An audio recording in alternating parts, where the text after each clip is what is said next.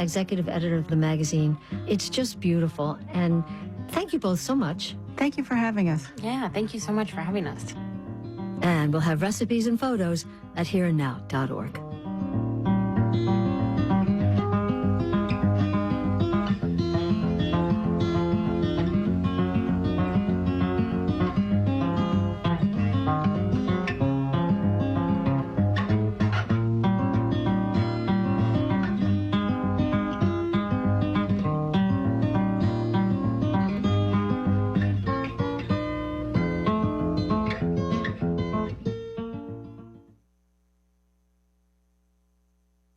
Saturdays are great. Ira Glass and his show, I love to listen to that. And then, Wait, Don't Tell Me. My name is John Ringland. I've donated 2 vehicles to public radio, a Ford Expedition and a Pontiac Bonneville. They were tools that we used to get around, and they served a purpose, and the last thing that we could do with them that was good was give them to public radio. For more information, go to our website, radioiq.org. This is Ira Glass. On This American Life, we bring you deeply reported stories about some of the most important issues facing our country. But that's not all. Guess what? I'm waiting for my bus. For instance, a 5-year-old who gets to ride the school bus for the very first time. Oh, man. That's my bus! It's really big! Personal stories of the biggest and smallest kinds every week.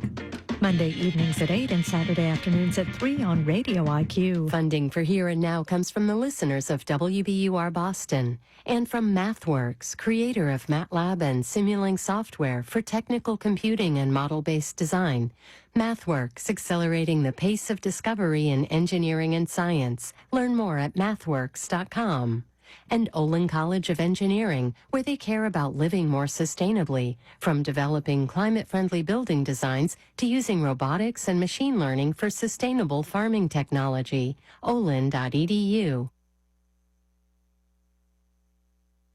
It's Here and Now. One of the casualties of America's trade war with the world may be a hotly anticipated video game console. The Nintendo Switch 2 system can adapt to suit your situation, however you like to play. The Nintendo Switch 2 is the update to one of the most popular consoles ever. If you are in the market, April 9 was supposed to be the first day you could pre-order. Now, though, Nintendo is delaying that, citing the potential impact of tariffs. And the price tag, well, that could go up too. Our own James Mastro Marino joins us to talk about it. Hey, James. Hey, Scott. James, you spoke to the president of Nintendo of America, Doug Bowser, just one day after President Trump announces tariffs, right? This console is made in China. It's made in Southeast Asian countries, all subject to these tariffs.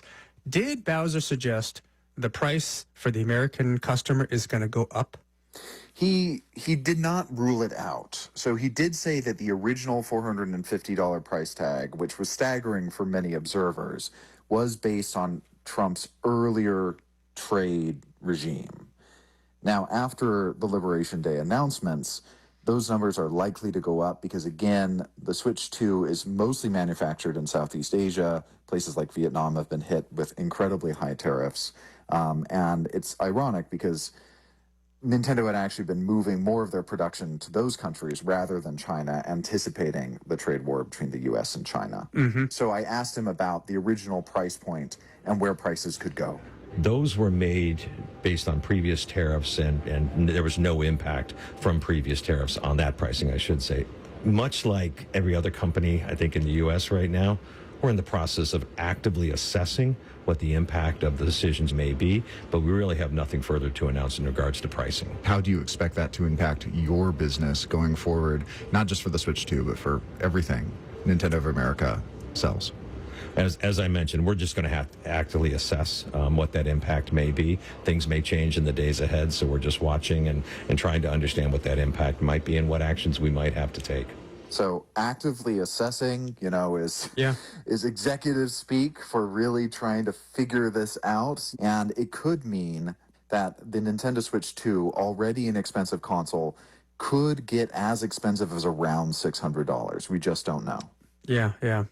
Now, James, after you interviewed the executive, the company, Nintendo, announced it would delay these pre-orders for American customers. Why? Well, it gets back to that active assessment that Doug Bowser discussed. And it's really interesting because consoles frequently sell out and they're often scalped. People will buy them and then try to sell them at markup online. So this is notable because it impacts both traditional pre-orders at retailers like Best Buy or GameStop, and also this program that Nintendo unveiled, where people who had logged 50 hours or more playing the original Switch, because if you've linked your accounts, Nintendo can see how much you've actually played on a device, that they would be invited to bypass retailers and pre-order directly from Nintendo. That has also been canceled. So now we're in a situation where we don't know quite what demand will be, and I asked Doug Bowser about that. We want to meet the demand that's out there. We think we have a device in Nintendo Switch 2 and obviously a host of games both from Nintendo and from our publishing partners that consumers are really going to want to purchase. And so our first desire is to meet that demand. We've been able to build up inventories over the past months and be in a good position as we head into the launch period. When it comes to issues like scalping or like bots, you know, we're working actively with our retail partners. They have programs in place to prevent a lot of this action, and we depend on those as they sell their products ourselves. We have a unique program within Nintendo.com where we're engaging with active users, people with established Nintendo accounts, to offer products to them first and foremost. As we're entering into a brave new trade world, how can you ensure supply, especially when so many of these parts are coming from all over the world? Yeah. I can't speak to the specifics of our manufacturing process and of our materials acquisition, but what I can say is we spend quite a bit of time with our suppliers making sure that we have a long-term plan with them and a very, very filled pipeline, if you will, of materials so that we're able to meet the high side of the demand that we're forecasting for. Is Nintendo of America considering working with your parent company to possibly bring manufacturing to the U.S.? We're always assessing where we should be having manufacturing based on where volumes are and also based on just other economies in consideration. So, you know, right now our manufacturing is primarily located in Southeast Asia, but always looking at other options and to ensure that we have a fulfilled supply chain overall. So, Scott, these tariffs could not land at a worse time for Nintendo. Again, pre-orders were supposed to begin the very same day that the broader tariffs were to be enacted. Gamers have been anticipating this new console for years, and the stakes could not be higher for Nintendo. Yeah. That's James Mastro Marino, NPR gaming lead and producer for our show. James, thanks so much. Thanks, Scott. Here and Now is a production of NPR and WBUR. I'm Scott Tong in Washington, D.C. I'm Robin Young in Boston. This is Here and Now.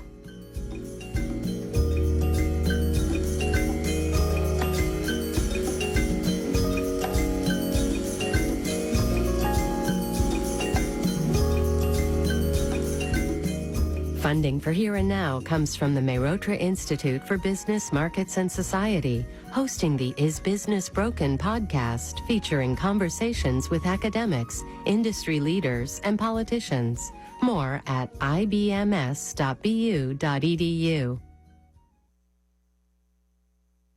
Hi, I'm Radio IQ meteorologist Nick Gilmore, and I want to tell you about our monthly weather and climate newsletter here at Radio IQ. It's called Commonwex. Let me explain that name a bit for you. We live in the Commonwealth of Virginia, and the weather, which is often shortened to WX or WEX in the meteorological community, is one thing that is a common, shared experience for us all. We cover everything from the hit blockbuster Twisters to what Helene taught us about the dangers of inland flooding. Sign up for Commonwex at radioiq.org.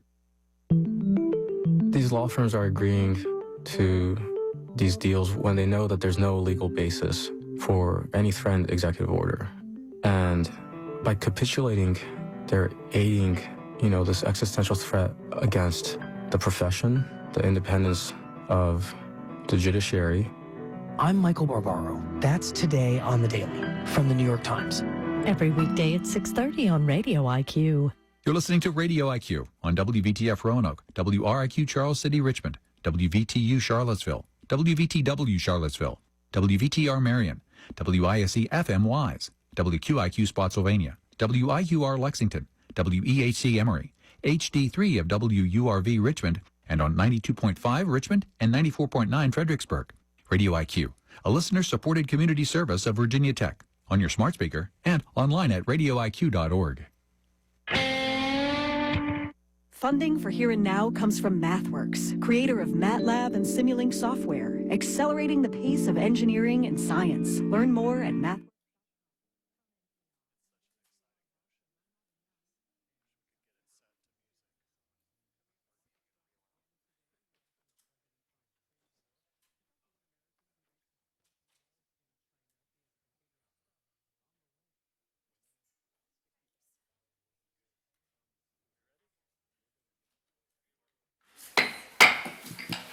Good afternoon, everyone. Welcome to our 2:00 p.m. session of City Council on Monday, April 7th. I'll ask our clerk, Ms. McCoy, to please call the roll. Mr. Hagan. Here. Ms. Sanchez-Jones. Here. Vice Mayor McGuire. Here. Mr. Nash. Here. Mr. Volleson. Here. Ms. Powers. Here. And Mayor Cobb. Here, and a quorum is present. To begin our meeting this afternoon, the Reverend Elizabeth Link, Executive Pastor at Second Presbyterian Church, will deliver our invocation, and then I will follow that with our Pledge of Allegiance. Invite everyone to please stand.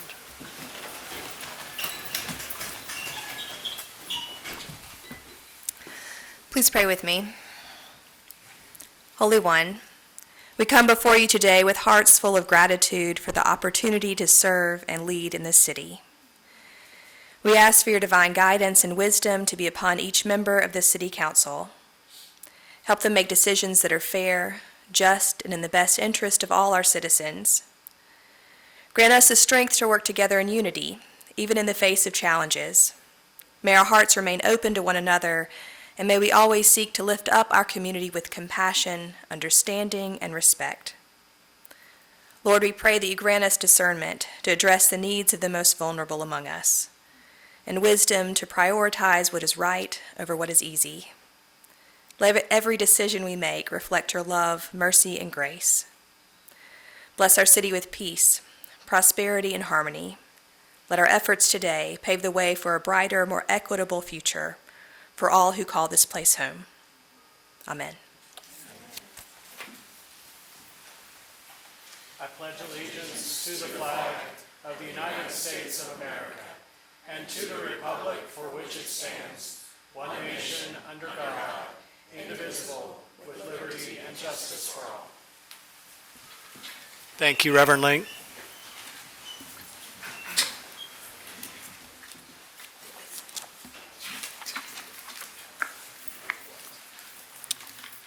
This time I'll ask our Vice Mayor to bring us out of closed meeting. I move, with respect to any closed meeting just concluded, that each member of City Council in attendance certify to the best of his or her knowledge that only public business matters lawfully exempted from open meeting requirements under the Virginia Freedom of Information Act, and only such public business matters as were identified in any motion by which any closed meeting was convened were heard, discussed, or considered by the members of council in attendance. Thank you. Do I have a second? Second. All right, Madam Clerk, will you please call the roll? Mr. Hagan. Aye. Ms. Sanchez-Jones. Vice Mayor McGuire. Aye. Mr. Nash. Aye. Mr. Volleson. Aye. Ms. Powers. Aye. And Mayor Cobb. Aye, and the motion passes. Several announcements for us today. The Council of the City of Roanoke is seeking applications for various vacancies on council-appointed authorities, boards, commissions, and committees. To apply, you can access the city's website at roanokeva.gov, and there is an online application. Following our 9 o'clock meeting this morning, we conducted 3 interviews to select 2 trustees to serve on the Roanoke City School Board for 3-year terms of office commencing July 1st of this year. The 3 candidates we interviewed were Franny A. Pell, Adam Markwood, and Joyce Watkins. A public hearing will be held on April 21st during our 7 o'clock meeting, or as soon as thereafter as the matter may be heard, to receive citizen comments on the candidates to serve as Roanoke City School Board trustees. And for those who would like to come and speak on behalf of one of the candidates, you can sign up in advance through the city clerk's office, or you can sign up that evening prior to the meeting. We're going to move now into presentations and acknowledgements, and as we typically do at these sessions, I'm going to turn to my colleagues for some City Council shout-outs of things that we've seen throughout the community over the last couple of weeks that we'd like to recognize. And I'm going to start down here with Councilwoman Powers. Thank you. I'd like to shout out to our Fire-EMS people this week as they battled a 3-alarm fire. They did a great job. Thank God no one was hurt. Just a shout out to them for the work that they do every day to keep us all safe. My community shout out's a little political. I think it's great to see all the protesting that happened this past weekend about things going on in our federal government. And so I think it's great to see Roanoke citizens being able to present their voices on how they feel. So my shout outs to them, to the protesters that came out. Thank you. I'm going to have to ditto Councilwoman Powers and Councilman Velosin because they stole both of mine and he took my backup. So I'm like, well, what do I say now? But yes, I just want to commend our firefighters for battling that fire. You know, it's very, I saw it that evening and I was like, oh my goodness. And then I woke up and saw that it was Noke van. That was really, really heartbreaking right there. And so my prayers are with that family. They're a strong family. They got right back to work on rebuilding. And so my heart goes out to them. And I know that the city sends them love, and any way we can help, I know we're ready to do so. Thank you. Thank you, Mayor. Two quick shout outs. I was able to attend with some of you the local Office on Aging annual luncheon at the end of last month, and I thought that was a really great event and a really great organization that does really important work and making sure that some of our most vulnerable people in our community, our seniors, have access to warm meals and services. And I was co-opted into signing up to be a Meals on Wheels volunteer, so look out. So that was my first shout out. And then the second, I just want to say thanks to the Unitarian Universalist Church. They invited me this past Sunday, and they put me in the part of the agenda that says sermon. So I felt for a moment a little bit like a pastor myself. But I spoke about Earth Day, Earth Month, and the work that that congregation is doing with other congregations around the valley to honor Earth Month and advance sustainability. So I appreciated the chance to be a part of that. So those were my two shout outs. Thank you. My shout out goes out to the fire department, just want to say it, and to RPD for the way they handle the protest on Saturday. So thank you for being there, for keeping everything going smoothly. Yeah, so I have two. First one to, again, the fire department for that fire on Saturday. Second one's to Wawa. It's coming. We were able to attend, and as well as some of the members up here, attend a couple of their community announcement and their plans, learn about their plans for our region. So looking forward to having Wawa. And I think I have a picture of me with a goose. So yeah, I have a goose somewhere. Well, thank you all. There are a lot of good things happening in the city. I want to highlight something that occurred a couple weeks ago. It was the launch of, I believe, our 8th or 9th cohort of our Teen Apprentice program. So this was started as part of our Star City Safe initiative to connect with youth who may be at higher risk for violence in the community and create different pathways of opportunity for them. Started several years ago, I believe, is this the 8th cohort? 10th? 9th? It's the 9th cohort. And I was honored to bring greetings to them, but there are 20 youth in this cohort, and it's a phenomenal group of young people. So they essentially spend a number of weeks with HR learning soft skills and hard skills, resume development, but they're also hearing from leaders in the city, learning about different aspects of local government. And then once they graduate from that program, they begin an internship with a city department, and in some cases are then hired on as an employee of the city. So it's an extraordinary program, and I want to give a shout out to Jeffrey Powell, who really, I think, had the vision for this, but Jennifer White, John Sanders from HR, and everyone who's a part of making that happen. So thank you all. We have a proclamation today declaring April 13th through April 19th as National Public Safety Telecommunicator Week, and I'm going to invite Sonia Roman, who's the head of our E911, to join me at the podium.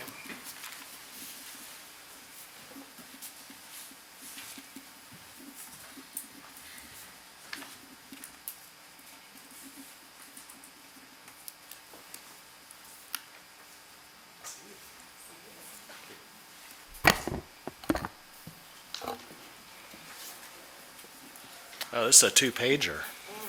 Got a lot of good stuff.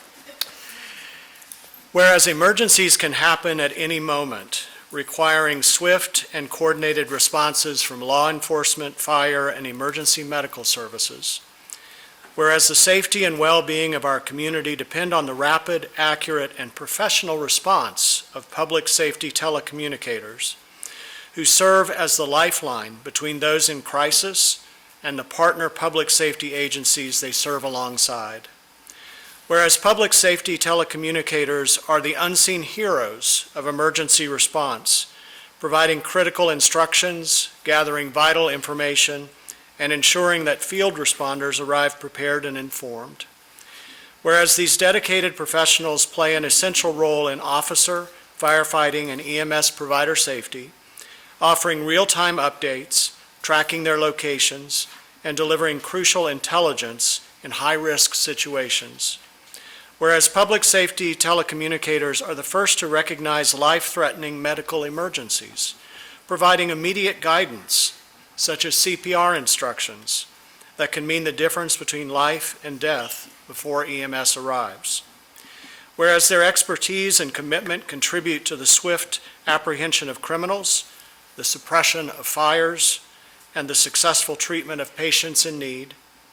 Whereas beyond emergency response, public safety telecommunicators also serve as the after-hours contact for other city departments, such as Public Works and Human and Social Services, ensuring that critical community needs are met around the clock.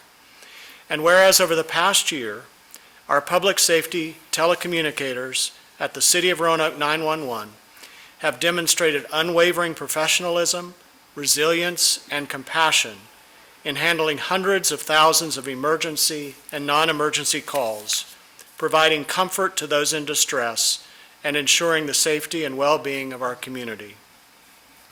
Now, therefore, I, Joseph L. Cobb, Mayor of the City of Roanoke, recognize and honor these exceptional individuals for their invaluable contributions to the public safety and to the public safety of our community, and do hereby proclaim the week of April 13 through 19, 2025, throughout this great 8-time All-America city as National Public Safety Telecommunicators Week.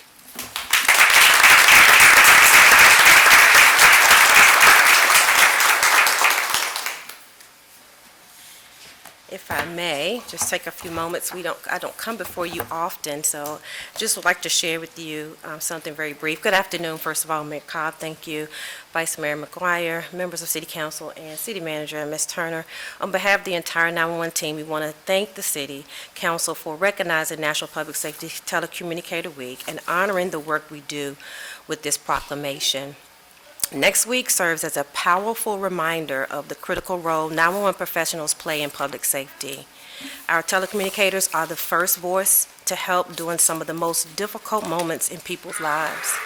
We are amongst the top 10 busiest 911 center in the Commonwealth and answer hundreds of thousands of calls each year. Behind the scenes, we undergo continuous training, we stay current with our technology, and we remain committed to professionalism and compassion. Though we are rarely seen, our impact is felt every day in the safety of this city. We are honored to be the lifeline between the public and emergency services. Every call we answer holds weight. The emotions we experience, a wide ranging of emotions, and we carry many of those moments with us long after the call ends. Some of the difficult calls are a frantic mother reporting that her infant is unresponsive, a domestic violence victim whispering from the closet, terrified that the abuser will hear him or her, a person on the verge of ending their life calling to say goodbye, or witnessing a tragedy unfold, such as the fire that we experienced the other night. But there are also calls that bring us hope and light, calls that remind us of why we do what we do. For instance, helping deliver a baby over the phone, a missing child found, a young child calling 911 for the first time. And of course, the thank you calls, though rare, when a caller reaches back out to say thank you for helping me, it fills us up in ways many may not understand. These are just a few of the thousands of stories we carry with us. While the job is emotionally demanding, it is also deeply fulfilling. We're proud to be the calm voice in the storm, the unseen heroes behind the headset, and a vital part of public safety in our city. If I may share just a few accomplishments in case you're not following us on Facebook, just a few weeks ago, we received our 6th CALIA Accreditation Award. And in July, we will travel to Baltimore to receive the APCO Agency Certified Training Program certification. We are completing training to be recognized as a Missing Kids Readiness Center by the National Center for Missing and Exploited Children. And we are community-driven, and we've created strategic partnership with the Charles W. Day Technical Education Center that allows students from their criminal justice program to visit our center and gain firsthand experience, and allows our center to create a future talent pipeline. Thank you again for honoring the work that we do. I also have quite a few people with me. If I may ask them to come up. Come on. Those that are not working, that were able to come. And we're going to get a picture with Yes. everybody up here, too. Okay. So our years of service range from 19 years to 1 week. We have Mr. Aiden here, who has been with us for 1 week, and I asked him on the ride here, "Are you glad you joined our team?" He said, "Absolutely, I'm having a good time." I said, "That's a good answer." So I want everyone to actually see some of the individuals that have taken those calls that I've mentioned here today, and I want to say thank you, and we're honored for this. Would you like to introduce? Yes, so I have Toby Akers, who is our training coordinator, and Aiden Volk, I'm sorry, 1 week, I got you. Aiden Volk, who has been here for 1 week. You can go ahead and introduce yourself, Ashley. Ashley Shepard, I'm the accreditation manager, operations specialist. Felicia Stores, communicator too.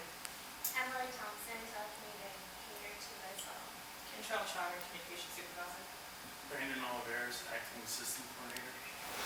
So it's just, like, again, a range of, from our systems to our training coordinator to those who have been in the business for a while, and our supervisors, we just say thank you. Okay. And I just want to add, I had an opportunity to visit you all, I don't know, a month ago? It was before the accreditation, and we were talking about all of the work that had gone into it. So I'm glad you're on the other side of that now, and that you achieved it. Yes. So, if you all would like to come up, we'll get a picture with council. May we say, Sorry. may we make some Oh, comments? yeah, sure. I just wanted to say thank you. As somebody who used to be an EMT, I know that what we used to call the slideshow gets full, where you have a lot of hard calls that you're making. And I think on city council, we start to understand a bit more what those calls are as we find out about those things happening. And you guys really do go through quite a bit. And I love the training center out there. I need to come back and see y'all. But what you deal with, I think, is undervalued a lot of times. And so I want to make sure that you know that we see you and we are very proud of what you do for our city. Thank you. Thank you. Ms. Powers? I'd like to thank you too. And from somebody who's only had to use you a couple of times, I'm so blessed and thankful that you were there for me, because as you say, the frantic calls that come in, you forget what you want to say, and you guys are just right there on top of it. And thank you so much for what you do for all of us. Thank you. We appreciate you very much. Thank you. Thank you. Thank you very much, and I'm looking forward to coming by and seeing you. Thank you, and bringing some goodies again. That's a secret. If y'all want to come up. And if I may just acknowledge Deputy Chief Crawley, who is here today to support us. We appreciate you as well.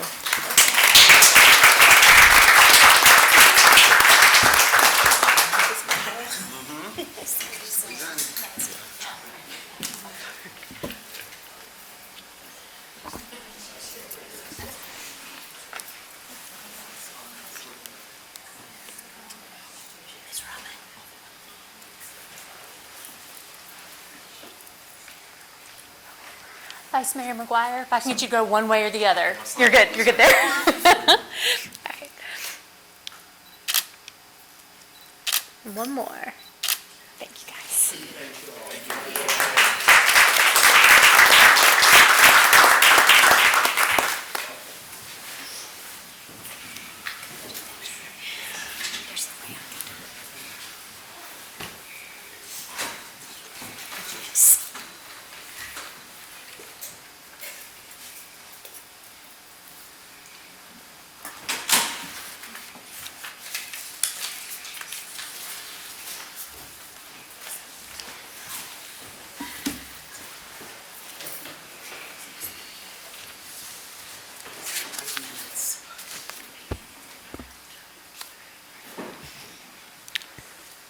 Continuing on our agenda today, we come now to our hearing of citizens upon public matters, and we set this time aside as a priority for citizens to be heard. All matters will be referred to the city manager for response, recommendation, or report back to council as she may deem appropriate. And Madam Clerk, if you would call citizens two by two. I will. The first two will be James Bullington and Frida Cathcart.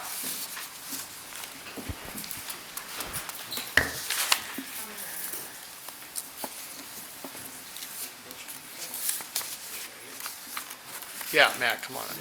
Yeah, just, sorry. And everybody just come up to the podium when it's your turn to speak, right here. Yeah, okay. Okay.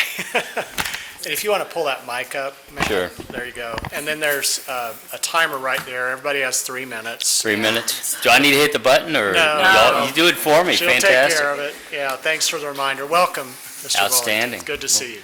Thank you for allowing me to address you. My name is Matt Bullington. I'm owner-operator of Texas Tavern. Been involved in the restaurant business for over 30 years.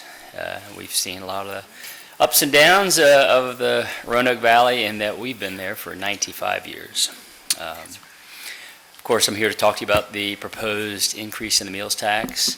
In the over 3 decades I've been involved in the business, I believe when it was 4%, it went a few years later to 4.5%, went up to 5%, and went to 7% during the financial crisis, went back to 5%, a few years later, goes to 5.5%, and now we're looking at potentially up to 7% again.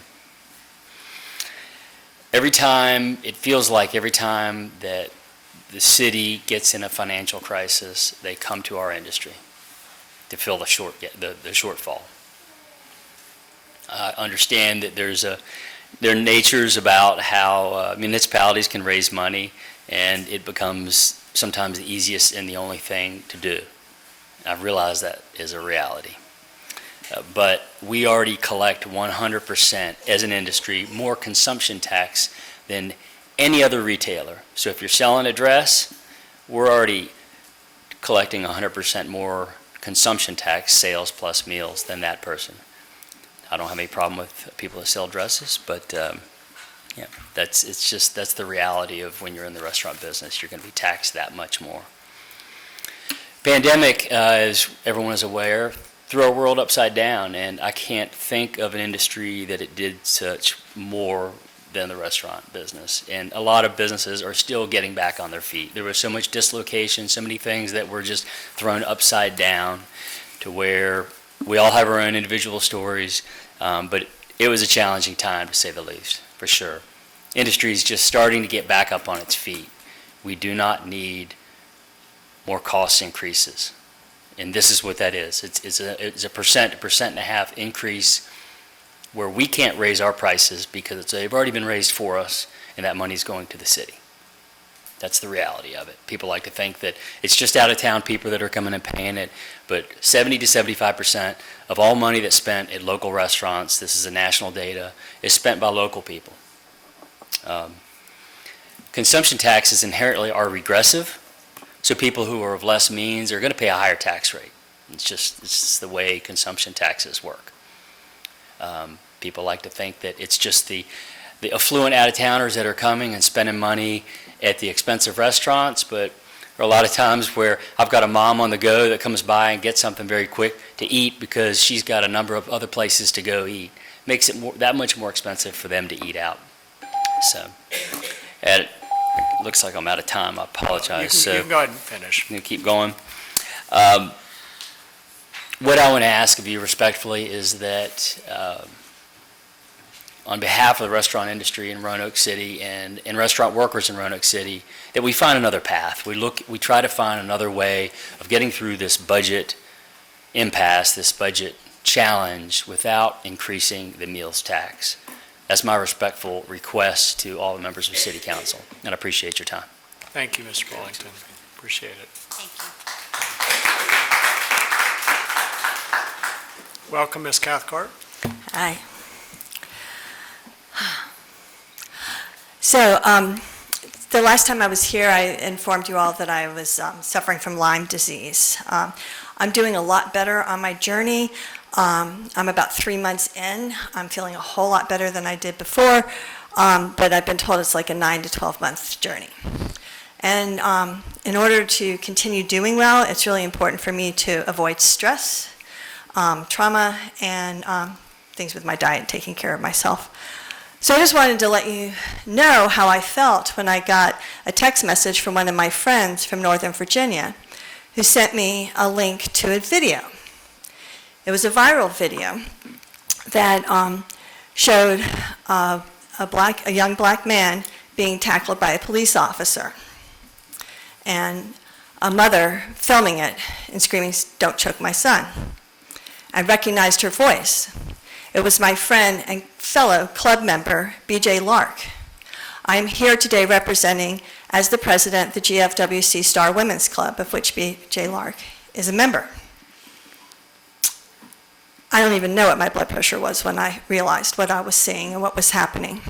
And it triggered in me a memory.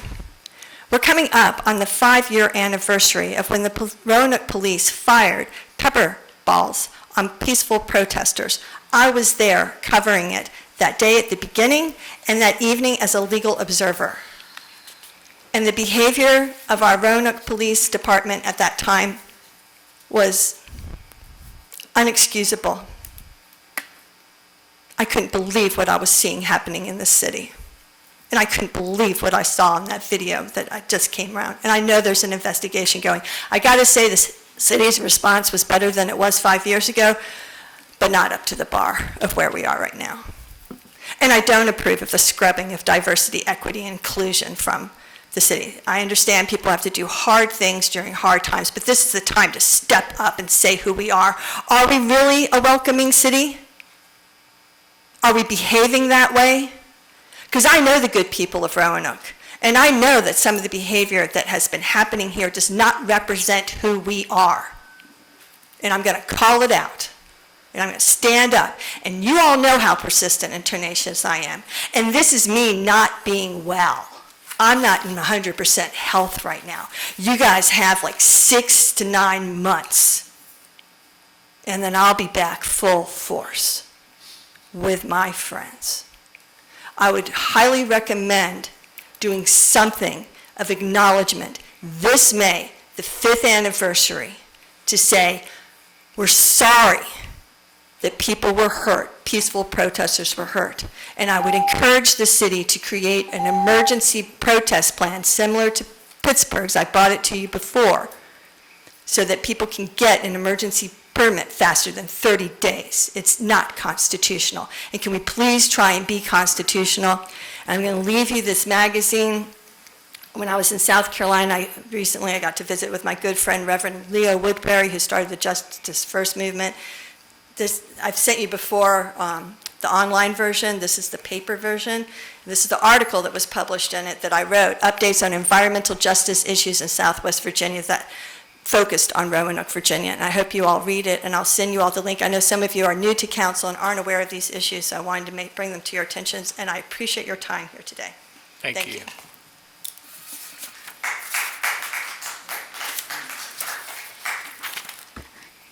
The next speaker, Nathaniel Sloan and Stephen Mabry.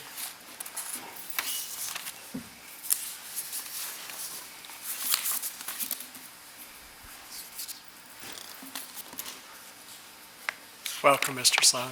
Thank you for having me, Mayor Cobb and the councilmen and women before me. Appreciate your time and effort and intention that you put into making this city the progressive and healthy place that we all wish to be a part of. I'm going to piggyback on what Matt brought to you all a moment ago about the meals tax.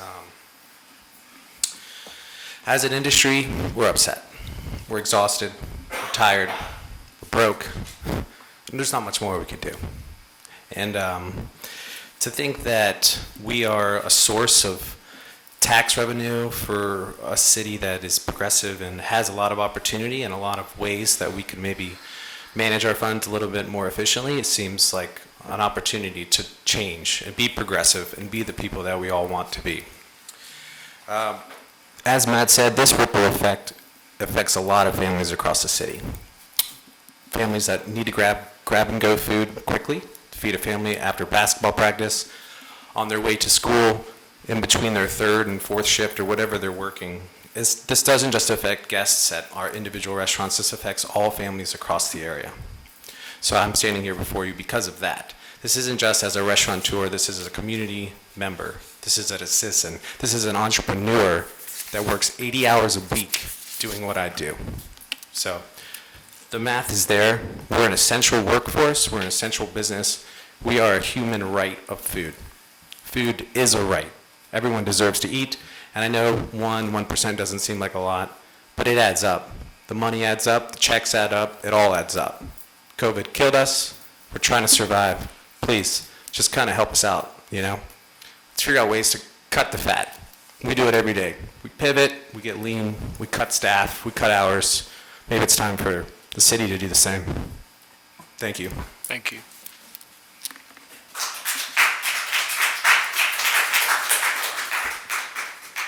Thank you, Mr. Sloan. Is Stephen Mabry here? Okay, Madam Clerk, can we go on to the next? Okay, Brian McConnell.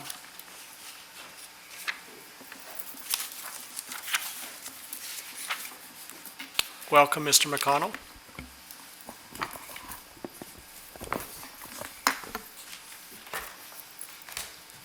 Thank you, Mayor Cobb, Madam City Manager, City Council members.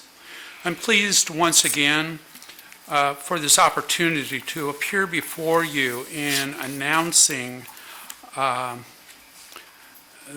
formation of a small, that is a total of 5 to 8 participant group interfacing with MIT's U School now through the end of June and potentially beyond it. I'm hope to form a core, what's called, we refer to as a core group, operating with a focus oriented with respect to the U School's U theory model, which integrates a number of current collaborative models.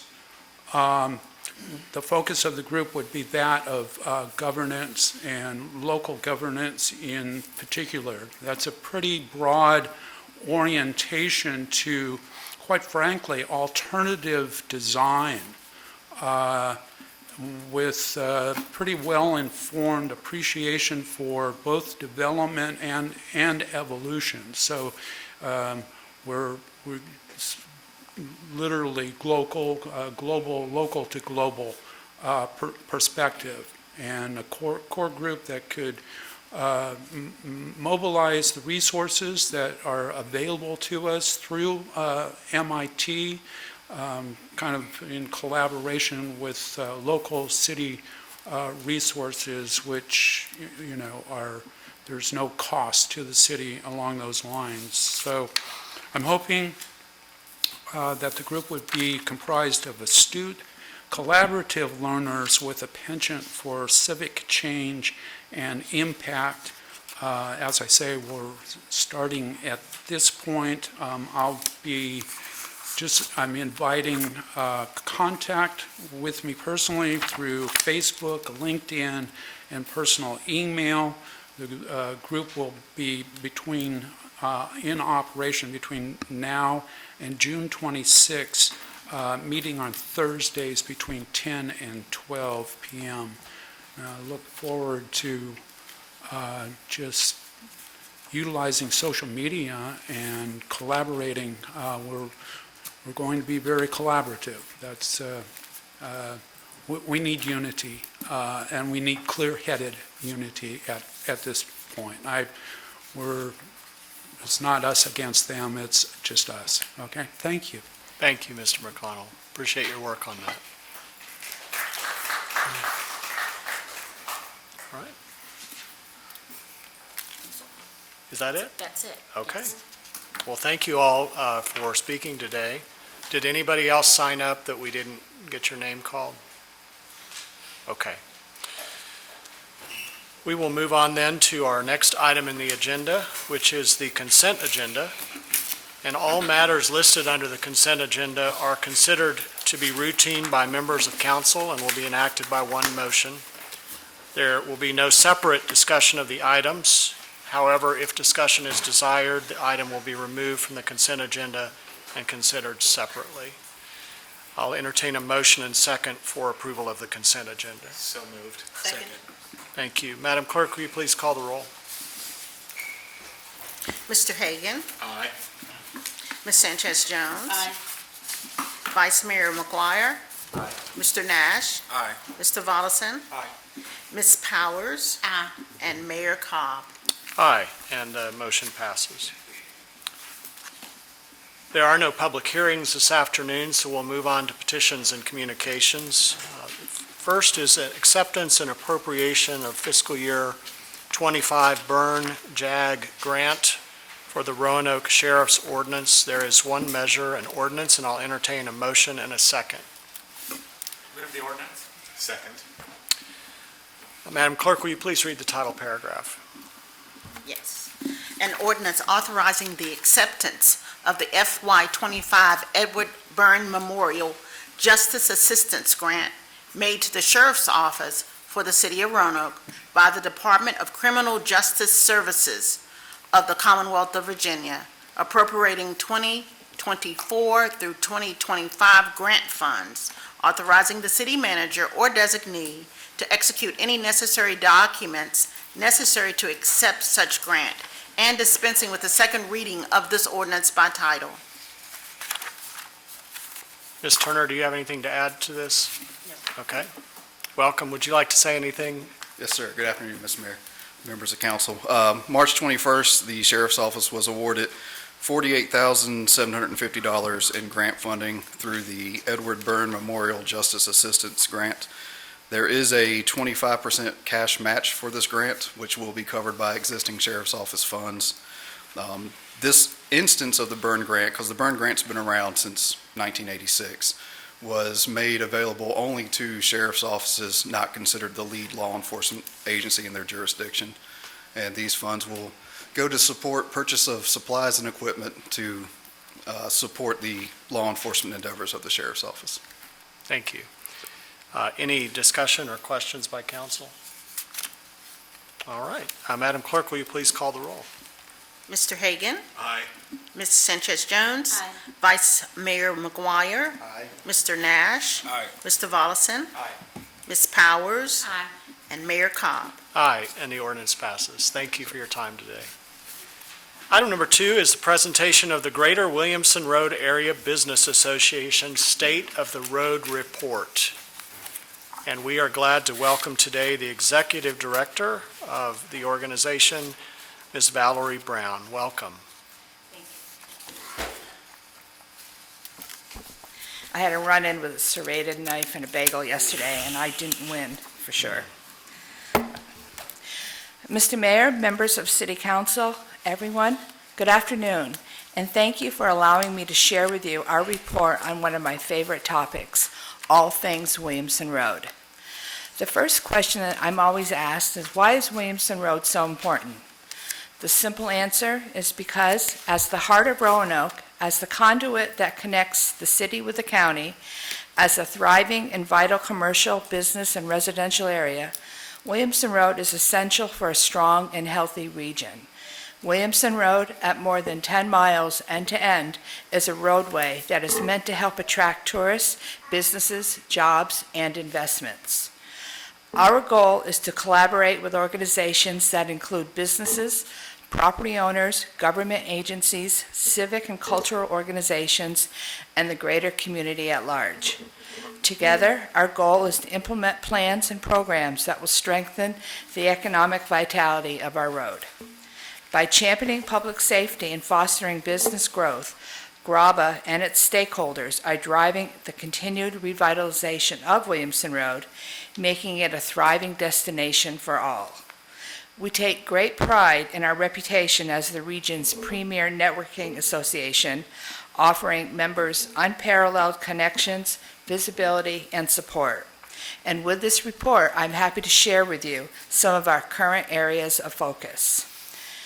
In our commitment to public safety and crime reduction, we continue to collaborate with local law enforcement and community partners to address safety concerns, help to reduce crime, and promote a welcoming environment for businesses, residents, and visitors.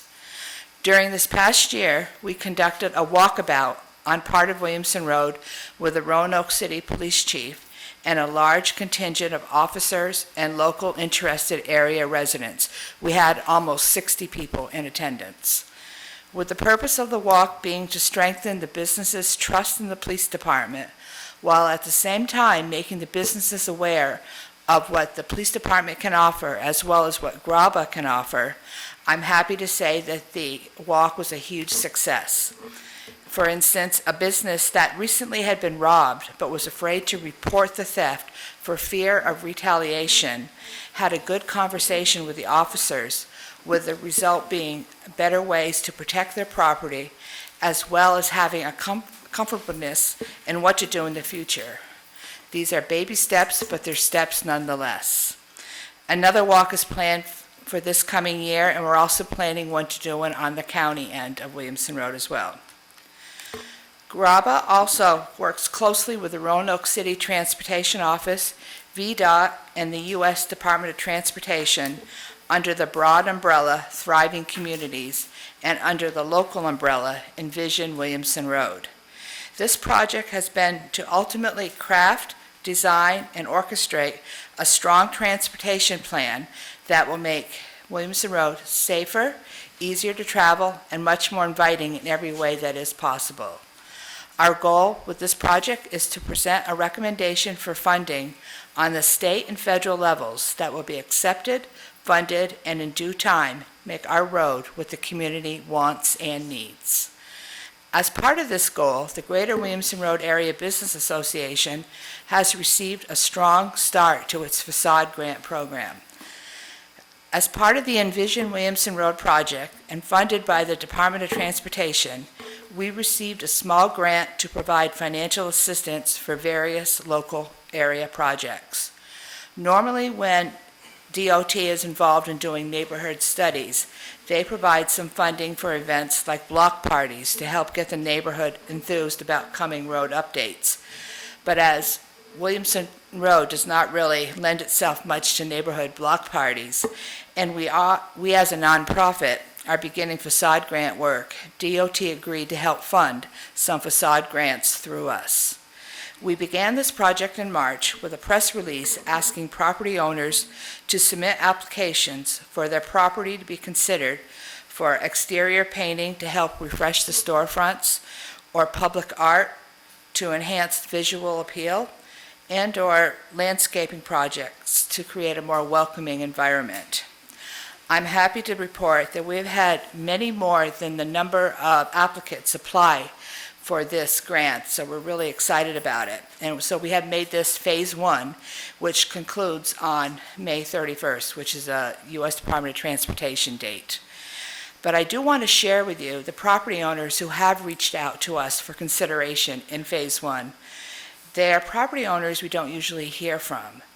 They are businesses who are quietly going about their day-to-day work, but who take what they do seriously, so that when an opportunity to be part of something bigger than them and positive on Williamson Road came about, they wasted no time in applying.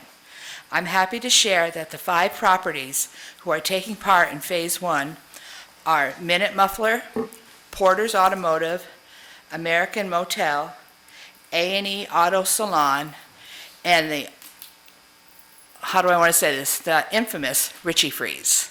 So we're really excited with that. All businesses on Williamson Road we don't usually hear from, but we're thrilled with the connections and we're thrilled with their interest. Phase 2 will begin July 1st with Graba's own monies, as we will be able to offer more opportunities for business owners to improve their properties. We're currently working on the application guidelines and policies, and there will be a press release for those in the coming weeks on that. As an advocate for business growth and retention, I'm thrilled to talk about another part of Williamson Road that I'm thrilled with, and that's the Williamson, our shared office workspace, private offices, open-air desk spaces, and conference rooms. And if you haven't been to our offices yet, I invite and encourage you to do so. I think you would be really happy with what you'll see. As you know, the Williamson was a dream that came into fruition and has been a thriving force on Williamson Road. The plan for the Williamson came about following the pandemic as people were desperate to work, desperate to continue the jobs that they began at home, and desperate to be part of a normal working environment. To that end, I would like to share a few of the statistics from our most recent report that we give to the Office of Economic Development, a report that we submit every 6 months. Our open-air desks and private offices for the past 6 months have been home to 16 different businesses on a regular basis. Our 2 conference rooms are rented almost daily and sometimes several times each day. Each month for the past 6 months, we have had anywhere from 60 to 83 requests for our conference room use alone. So I really think we're doing the right thing for the greater business community for sure. But as with many good things, they soon become outgrown. To that end, we are currently looking to expand into the next door space with an eye to adding 5 to 6 additional private offices, a conference room that can hold 20, a podcast area, and a seminar training center that could hold anywhere from 20 to 50 people. And this is open to anyone in the city who wants to use these spaces. So as we speak, we have begun researching potential grants, so I hope to be able to share more on this update with you in the coming year. By attracting new businesses and retaining existing ones, Graba continues to work to foster an economically vibrant and multinational commercial corridor. We're lucky to be able to showcase Williamson Road's international flavor. For instance, between Orange Avenue and Hirschberger, there are 49 different international businesses that attract foodies, cultural enthusiasts, and tourists. That's 49 different businesses in a little over just 4 miles. Our city thrives on rich diversity, bringing together people of different cultures, backgrounds, and perspectives. As an association, we join with the city to actively promote this inclusivity through community programs, cultural celebrations, and policies that ensure equal opportunities for all. We're proud of the heritage, the country, and the individuals that help make Williamson Road the international mecca that it is. Ongoing marketing opportunities amplify the unique experience that sets Williamson Road apart within the Roanoke Valley. And I would be remiss if I didn't acknowledge the support, both financial and otherwise, that we have received from the city. This support has allowed the opportunity to extend our footprint and our association, as well as increase the number of businesses that we can help and be a part of. Financially, this support allows Williamson Road to not only continue its work, but to also increase its reach and effectiveness working with the area businesses and their concerns. And to end on a social note, and I am shameless in my plugs, so to end on that, I'm hopeful that you have heard about our monthly luncheon business meetings. We regularly host between 130 and 150 business owners and supporters of Williamson Road each month. I recently received an email from a business owner who regularly attends our luncheons and who said that Graba is the best networking association in the greater Roanoke Valley. And that's a compliment that I will take every day, all day long, every day. So I thank all of you for your help in making this happen. But before I go, I want to share with you, this is the first time in public, so I want to share with you our new look. we have worked with 5 Points Creative to create a branding so that all the work that's being done on Williamson Road falls under one umbrella. It's not the road diet, or it's not this, or it's not that. It's all under one. So I would like to share with you. I wish I had a bigger camera, but this is our new, this is what we currently have. And we are enhancing the work that we're doing. So we are trying to, this is the road now. This is the diversity of the road, the heart and the love that's on the road. And that's where we want to end up when we're done with everything that we can do for the road.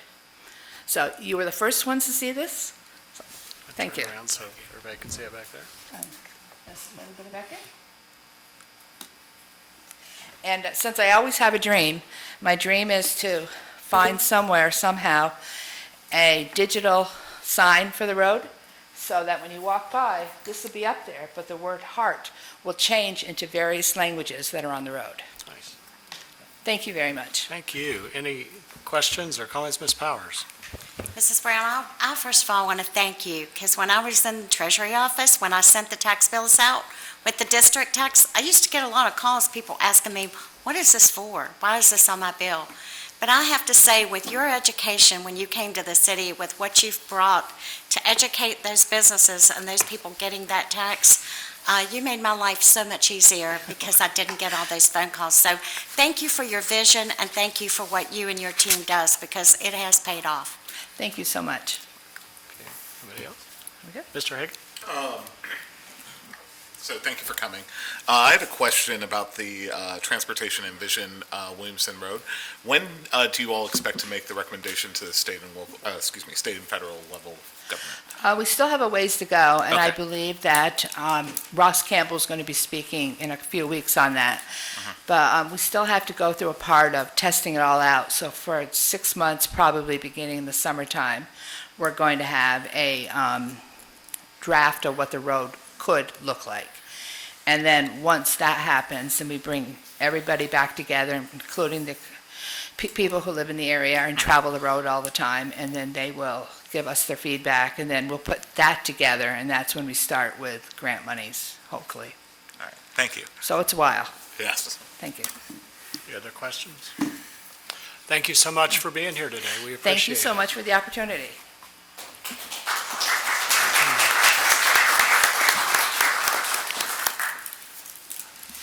Our next agenda item is to hear from the Roanoke Valley Resource Authority on their proposed 25-26 annual budget, and it's my pleasure to welcome their CEO, John Lanford. Welcome, Mr. Lanford. Thank you. Mayor Cobb, Vice Mayor McGuire, it's a pleasure to be back in front of some of you for the second time, and new elected council members, congratulations. Pleasure to be here in front of you for the first time. I'm John Lanford with the Roanoke Valley Resource Authority.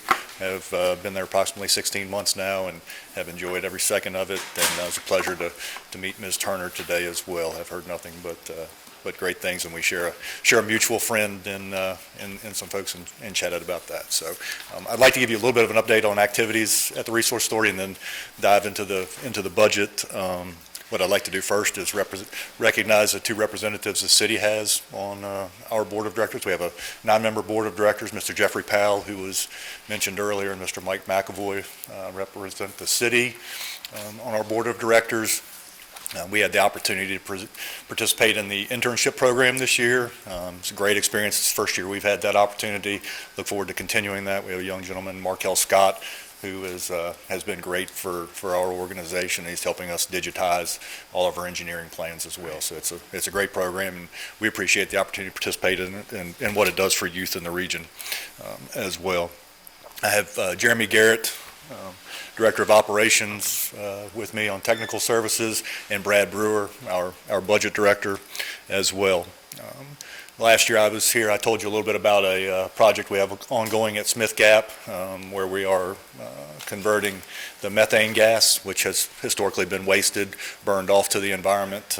We're converting that, working with a private company to convert that to renewable natural gas. That'll change the narrative of what I tell you from a budget perspective here in a little bit, just because of the revenues that we're receiving from that project. Most of the well field development is complete, and then the capital to build the physical plant where they will actually convert the methane to renewable natural gas should start soon and move fairly quickly because it comes in as a packaged plant, but no out-of-pocket costs to the Resource Authority, but some significant revenue coming back, and it's good for our organization, good for the environment, and so we're very excited about that particular project as well, moving it forward. For the budget, I will mention, we noticed today, we'll get you updated copies as you go towards the back of the document. We had a few of the even numbered pages as we were making copies were left out of the packet, so we'll make sure everybody gets updated copies of those as well after today. Our board, at its March 26th meeting, adopted a $19,116,734 operating and capital budget for the Resource Authority for fiscal '26. That represents a net increase of $2,367,144, or approximately 14% over our prior fiscal year. And that's primarily driven by the revenues received by what was known as the Archaea project, which is the conversion of the methane to the renewable natural gas. They've been acquired by BP as that project moves forward. That's a significant increase in revenues for us going into the July 1. We'll receive approximately $831,000 in royalty payments from them this coming year. That's based off of 1,000 CFM gas production. We think that number will be higher. That's very conservative. We think we'll see somewhere 15 to 2,000, so that number should grow related to the additional gas production there. The operating budget, as adopted by our board, does include a $1.50 per ton increase on the contracted municipal waste.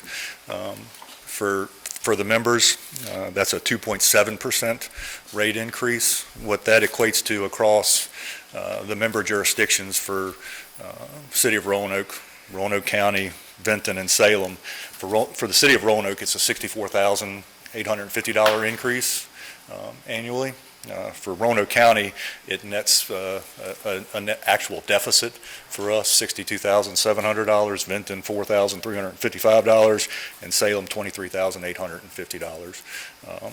When you do all of that math, that $1.50 on the municipal rates only nets us $30,000 in additional revenue for the year. But it does keep us up, our rates in line with inflation. So that $1.50 is about 2.7%, so it's a little bit below inflationary cost. We operate an enterprise fund, and so much different than the typical government accounting standards, and we're trying to keep our rates so we don't have a year where we have to make a huge rate adjustment. If we can keep them in line with inflation, rates going forward should be more stable for all the members. It also includes a $3.50 ton, our rate for the municipal waste is $3.50 per ton less than what we contract for outside municipal waste. So we have contracts for waste in the Highlands and for Botetourt County that pays a slightly higher amount as well. We're proposing also an increase in our wood waste from $38 a ton to $39 a ton, just to keep up with some of our costs there. If you've been to the Tinker facility, you'll see how we operate there and the equipment that we use, and we're just trying to cover some of our costs. It doesn't cover all of our costs in doing that as well. Our board set a June 25th public hearing to adopt the rates. They've already adopted the budget. I'd be happy to answer any questions that you may have about this, what the revenue does from some of the waste we've picked up from Allegheny, from Archaea, and the like. Last year I stood before you and told you that we were unable to fund capital, we were unable to fund equipment needs. This year we're able to take that new revenue and start replacing some of our fleet.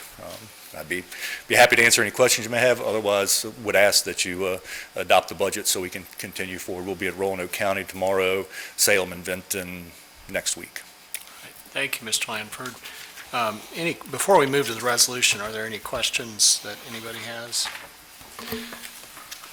The Archaea that you mentioned, does that apply just to Smith Gap, or is that all of the locations? The project is located out At of Smith Gap. At Smith Gap. The revenue is being distributed among Broadly. our other facilities. Yes, sir. Okay, thank you. All right, we have one measure, which is a resolution, and I'll entertain a motion and a second on the resolution. Move the resolution. Second. Thank you. Madam Clerk, will you please read the title paragraph? A resolution approving the annual budget of the Roanoke Valley Resource Authority for fiscal year 2025 through 2026 upon certain terms and conditions. Thank you. I don't believe there's any discussion, so I will ask you to please call the roll. Mr. Hagan? Aye. Ms. Sanchez Jones? Oh, she's out. Vice Mayor McGuire? Aye. Mr. Nash? Aye. Mr. Volleson? Aye. Ms. Powers? Aye. And Mayor Cobb. Aye, and the resolution passes. Thank you, you all. Mr. Lanford. Our next item is the Roanoke Regional Airport Commission, presentation of their proposed 25-26 operating budget and proposed capital expenditures, and we're always happy to see our Executive Director, Mr. Mike Stewart. Welcome.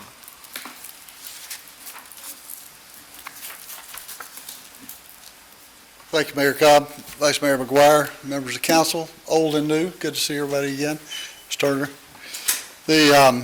As you've hopefully seen in your package, again, the Roanoke Regional Airport is not coming to you for any money, as we always do. Try not to. But this year, it's my pleasure to include the fiscal year 2025-26 operating budget. The airport's projected total operating revenue is $15.939 million against expenses of $14.468 in expenses, producing a net income of $1.470. And again, we are always conservative in our estimates in that we are holding our airline rates and charges flat again this year so that the airlines can continue to make a profit and continue to serve our region. But in addition to that, we've also put forth about $14,632 in capital expenditures, and these range from designing rehabilitation of runway 624, which is just a resurfacing and some improvements on it, rehabilitating, and that's just design. Rehabilitation of taxiway B, B1, B5, and hold apron, resurfacing again of those areas. Terminal improvements design, which is to design the security checkpoint of the future and replacement. Get our gate back at gate 1, get the security checkpoint set up, move the x-ray units out from the ticket counters to the back of the house. That's in a design process at this point. Runway obstruction study, we have to do those periodically to make sure there's nothing out there that's kind of in the line of sight of the aircraft coming in and going out. We are continuing our fencing project, which is those nice 8-foot high chain link fences with 3 strands of barbed wire to not only keep people out, but also the critters that might get out on the runway in front of the airplanes. And a replacement of a couple of vehicles and upgrading our IT infrastructure to basically come up to standards with cybersecurity, all that totaling $14.62 million. And again, as always, most of our funding is coming from federal AIP, some of the bill money that is out there from the COVID recovery period, state aviation grants, and then a little bit from PFCs and the commission's funds itself. And I'll be happy to answer any questions you may have, but really just as John, I'm going to follow him around, get your approval on our budget so we can move forward, and we'll go hit the county in Salem. All right. Thank you, Mr. Stewart. Any questions from council? Mr. Volleson? Just to make a comment, I wanted to thank Mr. Stewart. I know that there's a lot of questions that always come to him about air service, and he does a great job of making sure that we understand that one of the biggest problems we have in Roanoke is leakage. So make sure you go and fly ROA. Don't go to GSO or one of those other places. Make sure you fly out of Roanoke so that we can get more service here.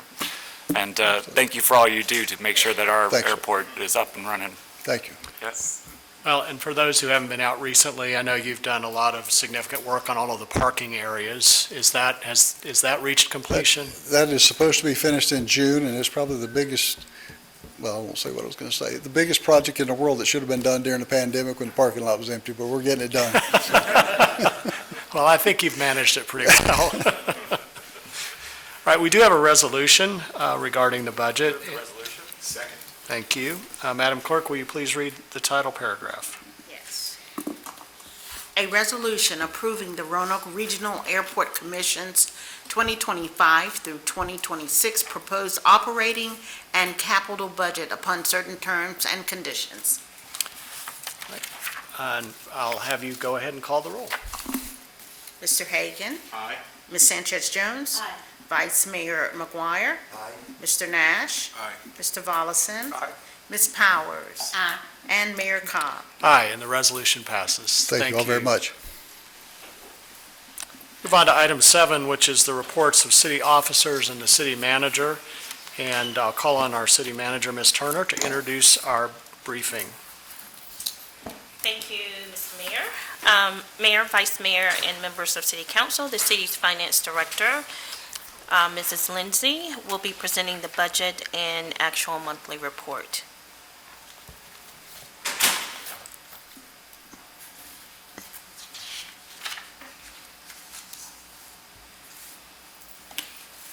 Good afternoon, Mayor Cobb, Vice Mayor McGuire, members of council, Ms. Turner.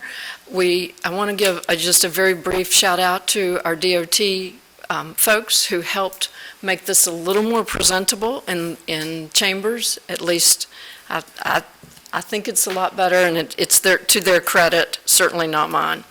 But we'll start off as we always do with revenues. It's a little early in the season for me to have any words of wisdom, if that's even possible, on where we are with real estate or personal property. Certainly, as we stand today, it's the final day to pay timely your real estate tax bill, but we are looking at February numbers, so we will get back to you, of course, as we progress through the rest of the calendar, the fiscal year through the calendar, and have that information for you shortly. I do want to point out, speak again, as I know I have a little bit over the fiscal year on sales tax. It is almost at exactly 50% through 6 months of the year. So I'll take that. That's a good thing. We know that we are in a little bit of uncertain time with pricing and how market's going to react and all of that. So it's going to be real interesting to see how our sales tax does proceed from this point forward. But as we are right now, we're spot on. The other one I did want to call out just a little bit is our consumer utility tax. That is only a 1-month lag, whereas sales tax is a 2-month lag. So we do have 7 months through February in this number. It is slightly outpacing budget to the good, which is always nice to stand before you and say. There are 3 components in it. American Electric Power, Roanoke Gas, and the Water Authority are what make up our consumer utility tax. And so if you look at any of those bills, when they either come to you electronically or in the mail, you will see a little tax. And the portion for all of us living in the city, that's what makes this up. I will say that AEP is outpacing the budget that we give individually to each of those, but it's beyond the 66% mark. It is actually in at 73%. So it is outpacing either whether AEP rates had changed or we have more people who have AEP connections in the city.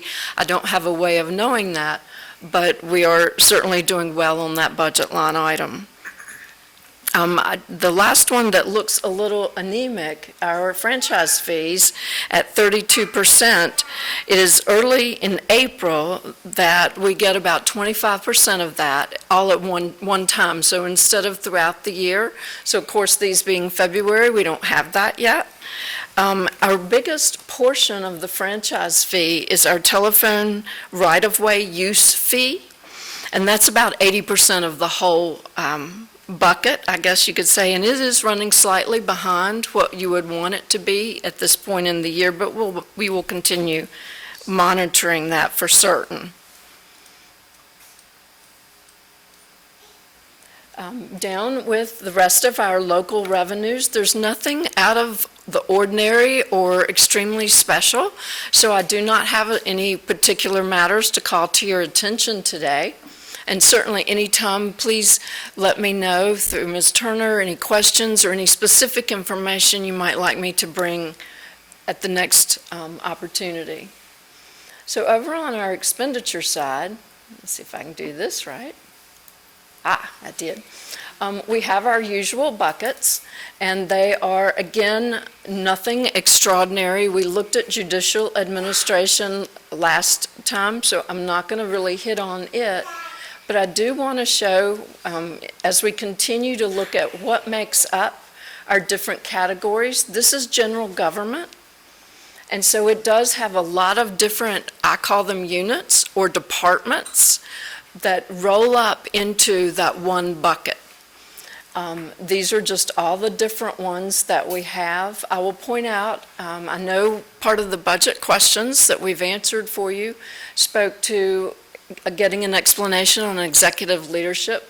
You'll notice right here, it does not have a budget in it, and that's on me. Its budget is still right down here in human resources. I just need to make it move, and I didn't quite get that finished before I needed to prepare this. So when that unit, that department was created with its scope of work, it was budget neutral. So there was no additional funds incurred to have Ms. Vernon and her staff leading the way on that. And then finally, I just chose community engagement as a way to show, again, the level of detail that lives behind each of the specific units. Again, things all rolling right along. You can always see when these are presented, or if requested, let me get that out of the way. In the column under and over budget here will show that they are in good form, with still having $641,000 plus available the rest of the year. And I did want to that made me think of one comment that I wanted to just sort of as a reminder. Not all expenses come in ratably, so it is not unusual for specific units to have, in this instance, for example, in their prevention and intervention, Star City Safe, they have monies still to spend. Those are most likely planned out for later springtime or underway, and we just have not incurred the costs yet. So nothing unusual there either. So that is my presentation for you today. I'm happy to probably note down questions instead of speaking to them off the top of my head, which is usually not good. Thank you, Ms. Lindsay. Any questions? Mr. Hagan? Just one on, I don't know what slide this is, the one previous to this, I believe. It has environmental management. We're at 91.2% of the. I'm so glad you asked that. Okay. I actually have notes for that one. So environmental management is at about 91% of its spend. That is the unit that has all of the stormwater billing. So the city as a whole has impervious services, and we have stormwater fees. We may need to, as part of finance and part of my responsibilities, look at how we budget those going forward. That is already over budget individually for that line item in February of '25. So we clearly will continue to exceed going the rest of the year. There was also no budget included in environmental management for some encampment cost cleanup. Okay. Which again, we may need to look internally and see, was that the right place for those costs to land? It may be, and again, that's a budget challenge that we will have to work on as well. And since I made another note on this, Ms. Turner has remarked in several of our budget meetings and presentations on overtime and public safety overtime, so not on this sheet, but within the public safety bucket right here, and of course in total looks fine.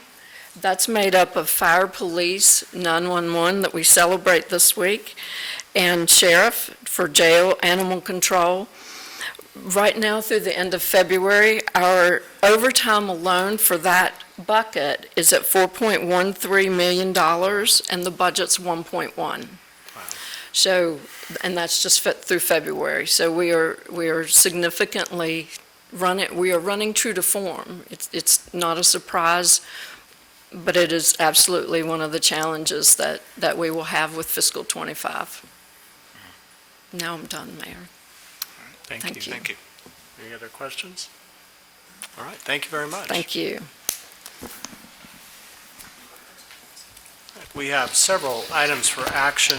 The first is a approval of an historic marker to recognize the contributions of Dr. Elburn Grady Gill. I'm going to invite Reverend Nelson Harris, the Honorable Nelson Harris, Roanoke historian Nelson Harris, see what other titles I can come up with. But we do have a resolution, and I'll entertain a motion and second on the resolution. Move the resolution. Second. Madam Clerk, will you please read the title paragraph? A resolution acknowledging that Nelson Harris will submit an application to the Virginia Department of Historic Resource for the Historic Marker Program, requesting placement of a historic marker in the city's right-of-way, recognizing the historic contributions of Dr. Elburn Grady Gill, and directing the city manager forward a letter to the Virginia Department of Historic Resources approving placement of such historic marker within the city's right-of-way, and commit to perpetual maintenance of the marker. Thank you. Welcome. Well, thank you, Mayor Cobb and Vice Mayor McGuire and members of City Council and Ms. Turner. It is my pleasure to be here. I want to just take one moment to update you on a couple of other historic markers that are on their way to the city of Roanoke. The marker for Arthur Taubman, the order was placed with the Foundry a few months ago, and hopefully in about 2 more or 3 more months that will be here in the city of Roanoke and will be installed, and we'll have an unveiling ceremony. That marker will go on McClanahan Street over in South Roanoke. And then I'm pleased to also share with you that the historic marker application for Lucy Addison was vetted and given approval to continue forward for final approval by the staff of the Virginia Department of Historic Resources about a month ago. And so that is good news. That's a green light. These are competitive applications. The state only approves about 20 to 25 historic markers per year for the entire Commonwealth. So just because an application is made is not a guarantee that the marker will actually take place. Today I'm before you to give you just a brief bit of information on Dr. Gill and to also give you my appreciation for your consideration of this application for a historic marker. Dr. Gill was an amazing Roanoker. He started in 1926, the Gill Memorial Ear, Eye, Nose, and Throat Hospital. It was the first specialty hospital in the Commonwealth of Virginia. In 1927, through that hospital, he began offering annual conferences for specialists in those particular areas. And with those conferences, he offered the first postgraduate courses in ophthalmology in the United States.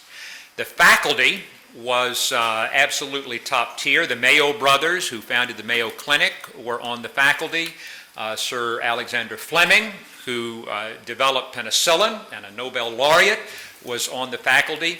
Helen Keller was an advisory member to his board. Dr. Gill went on to serve as the president of Lions International in 1943. Dr. Gill also started the first eye bank in the Commonwealth of Virginia and did a number of other tremendous and humanitarian things. He also chaired the Roanoke Public Health Board for over a quarter century. So not only was he a leader in medicine and in the specialty treatment through his hospital, but also a very active civic leader here in Roanoke. So I'm very pleased to make the application. I also want to let you know, as I remind folks from time to time, that because it is a state historic marker, the state does not fund the marker. And so one is then required to raise the money for the marker. Funds have been secured for this particular marker through the generosity of the Korean Clinic Foundation and the Lions Club of Virginia. Let me just say to you, I never make an application if I'm not sure the money will be there to pay for the marker should it get approved. And so that is the case here. As always, with all of these markers, I have the privilege to work with a number of folks here in the city. In this particular case, with the good folks at the Traffic Department, the Parks and Recreation Department, because this marker will be sited along the sidewalk in the 700 block of South Jefferson Street in Elmwood Park, and always, of course, the city manager's office. And they're always an absolute delight to work with, positive and supportive in every way, and so I'm always deeply appreciative of that.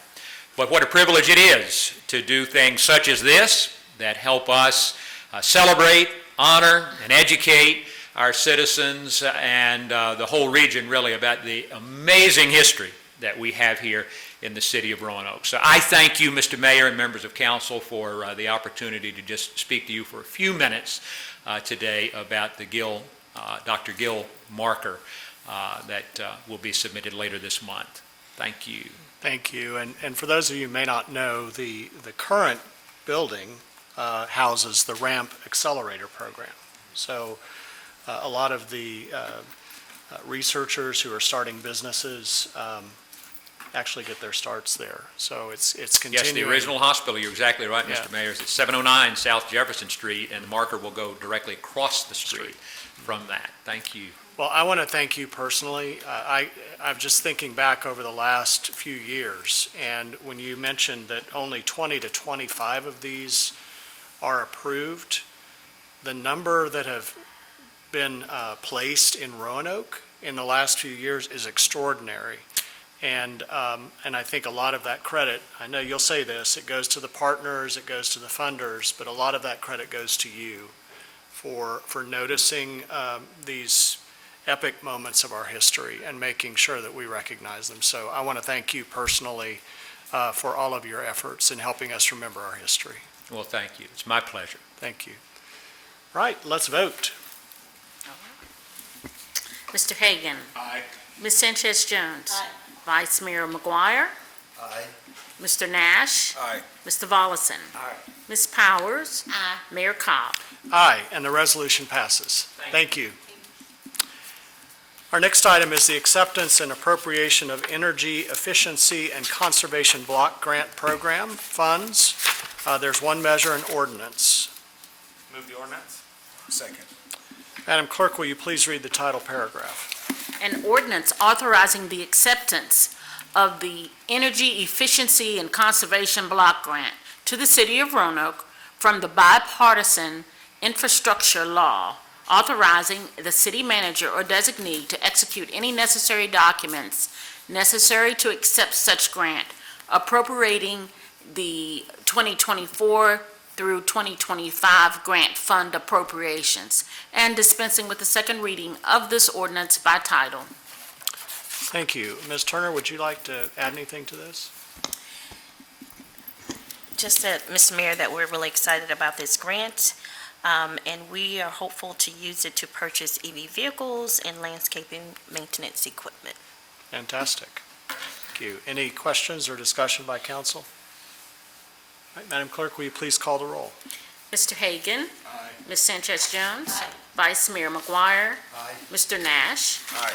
Mr. Volleson. Aye. Ms. Powers. Mayor Cobb. Aye, and the ordinance passes.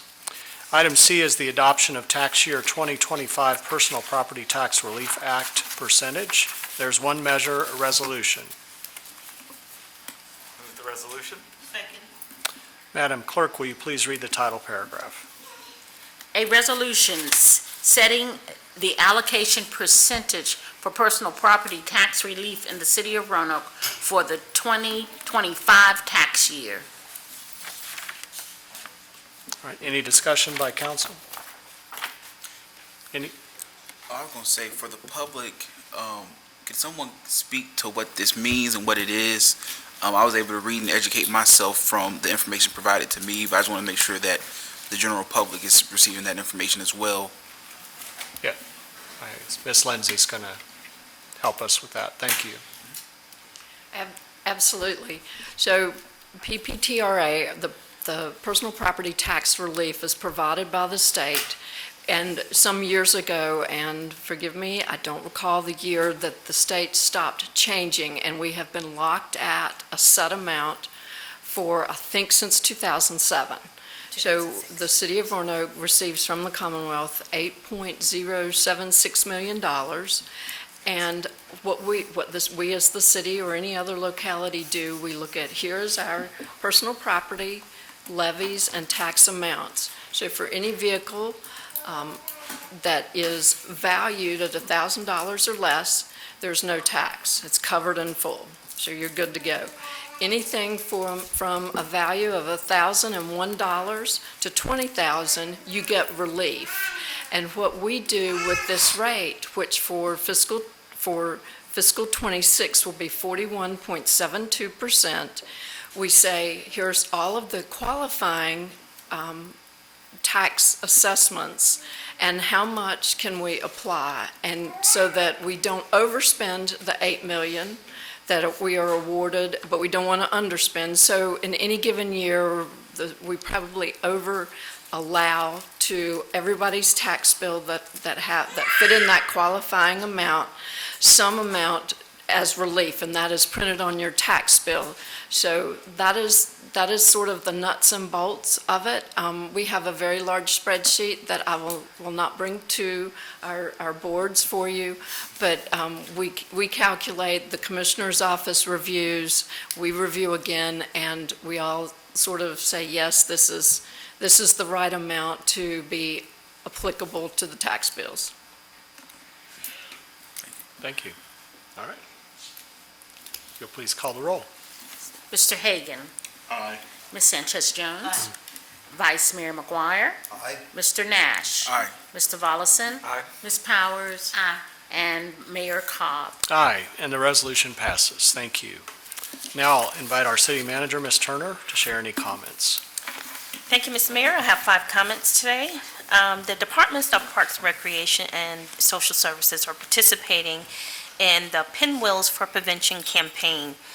There are several hundred blue pinwheels in Freedom Plaza along 2nd Street as part of the campaign. This initiative highlights the importance of families and communities working together to prevent child abuse and neglect. On a similar subject, I would like to highlight the adoption staff at the Department of Social Services. In March, they were able to successfully finalize 16 adoptions. Not only was this a record for the city, but this is the highest for 1 month anywhere in the state. I'm very excited. Comment number 2, the Williamson Road branch will collaborate with Bank One Roanoke Valley to host Roanoke Valley Saves Night on Wednesday, April 9th, 2025. This event will serve as a key highlight of Roanoke Valley Saves Week, featuring a financial education program, dinner, gift card drawings, and representatives from Bank One member institutions available to discuss financial products that they offer. Plans are underway to introduce additional activities this fall for Breckenridge students aimed at supplementing existing financial education programs at local schools. Comment number 3, on March 21st, 2025, employees completed an 8-week introductory Spanish course, which covered basic conversational skills, cultural knowledge, and job-specific vocabulary. With more than 1 in 10 neighbors in Roanoke speaking Spanish, the course has been an important step in building connections with community through language. There will be additional opportunities for employees in the future. Comment number 4, the Chance Crawford softball tournament, is scheduled for April 11th through the 13th. This regional tournament will feature games played throughout the valley, including at Wasena, Huff Lane, Norwich, and Fallon softball fields in the city. A total of 202 2 teams from 9 different states are registered to participate this year. After communication and community engagement to the neighborhood, including signage, the lights for the fields will be extended to 10 p.m. Again, after extensive communication and community engagement, just in case you get some calls, we are going to extend the lights past the 10 p.m. Timeframe to support this tournament. And last but not least, again, the budget community meeting this week is Thursday, April 10th at 7 p.m. at the Unitarian Universalist Church. And that concludes my comments for today. Thank you. Thank you very much, and congratulations to our Social Services Department for their extraordinary Very work on the excited. adoptions. We don't have any other officer reports or committees or unfinished business, so we'll move to item 10, which is the introduction and consideration of ordinances and resolutions. First item is to repeal and replace ordinance number 43155-030325, adopted March 3rd, 2025, to correct a scrivener's error in the budget revenue account number, and adopting an ordinance correcting the error in connection with the acceptance of the 2025 Combating Hate Crimes Grant Program. And there is an ordinance, and I need a motion and second. Move the ordinance. Second. Thank you. Madam Clerk, will you please read the title paragraph? An ordinance to repeal and replace ordinance number 43155-030325, adopted March 3rd, 2025, to correct a scrivener's error in the budget revenue account number and adopting an ordinance correcting the error in connection with the acceptance of the 2025 Combating Hate Crimes Grant Program to the City of Roanoke from the Virginia Department of Criminal Justice Services, amending and reordaining certain sections of the 2024-2025 grant fund appropriations, appropriating 2024-25 grant funds, authorizing the city manager or designee to execute any necessary documents necessary to accept such grant, and dispensing with the second reading of this ordinance by title. Thank you. Any discussion by council? Right. I will ask our clerk to please call the roll. Mr. Hagan. Aye. Ms. Sanchez Jones. Aye. Vice Mayor McGuire. Aye. Mr. Nash. Aye. Mr. Volleson. Aye. Ms. Powers. Aye. And Mayor Cobb. Aye, and the ordinance passes. Item 11 are motions and miscellaneous business. Are there any inquiries or comments by members of council? All right. Then we will go to vacancies on certain authorities, boards, commissions, and committees. We do have a number of appointments. I'm going to ask our Vice Mayor to read these into the record, and at the conclusion, when we call the roll, if you will just respond with all nominees.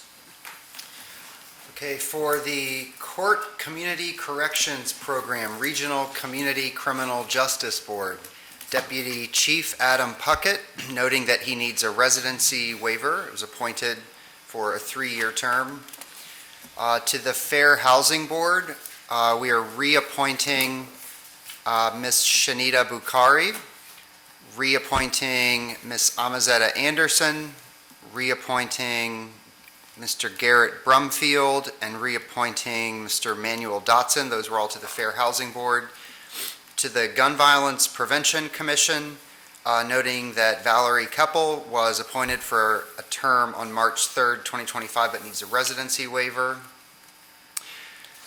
Also continuing on the Gun Violence Prevention Commission, reappointing Robert Lamore, reappointing Joshua Johnson, and reappointing Catherine Cable. And thank you, Robert Lamore needs a residency waiver, noting that for his appointment. Those were all 3-year terms to the Gun Violence Prevention Commission. To the Roanoke Cultural Endowment Board of Directors, reappointing Sherman Lee Jr.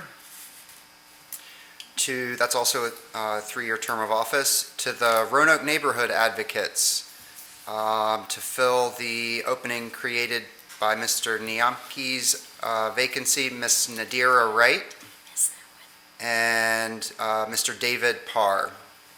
Both of those to the Roanoke Neighborhood Advocates. To the Visit Virginia's Blue Ridge Board of Directors, appointing James Smith and reappointing Dr. John Clements. And just a couple more. To the Building and Fire Code Board of Appeals, appointing Angelica Wagner to that term, 3-year term. And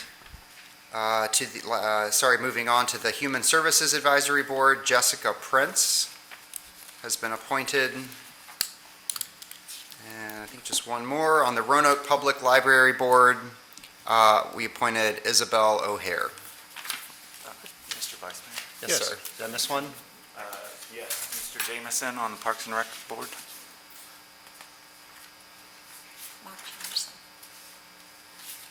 Sorry about that. No worries. Yes, thank you. Mark Jameson, reappointed to the Parks and Rec Advisory Board. Thank you, Mr. Volleson. A long list.